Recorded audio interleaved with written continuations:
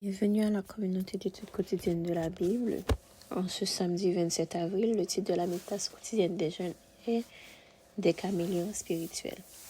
Un Éthiopien peut-il changer sa peau et un léopard ses taches?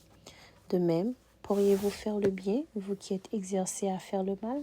Jérémie 13, verset 23. Le caméléon est un petit animal très intéressant car il change de couleur selon ses besoins du moment. Lorsqu'il veut se protéger, il fait en sorte de se fondre dans son environnement, comme des branches vertes, par exemple. Il ne peut le faire volontairement. Il est influencé par ses émotions, la température de l'air ou la nécessité de se cacher d'un animal dangereux. Ta peau peut également changer de couleur.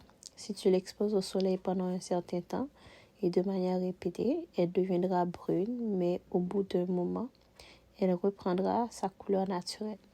Quand tu es en colère, honteux ou embarrassé, la peau de ton visage et de ton cou prend une couleur rougeâtre.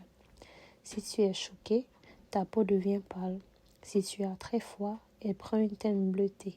Ces changements sont dus à une augmentation ou à une diminution de la quantité de sang circulant sous ta peau. Mais ces changements sont temporaires.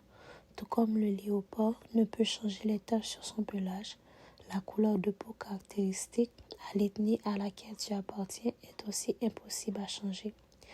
Les contacts que tu as avec les personnes qui pensent comme toi, ou bien dont les croyances, idées et habitudes sont contraires aux tiennes, ainsi que ton exposition à certains supports via les médias et les réseaux sociaux, ont un impact important sur tes normes et tes croyances et modifient parfois ta philosophie de vie de façon subtile.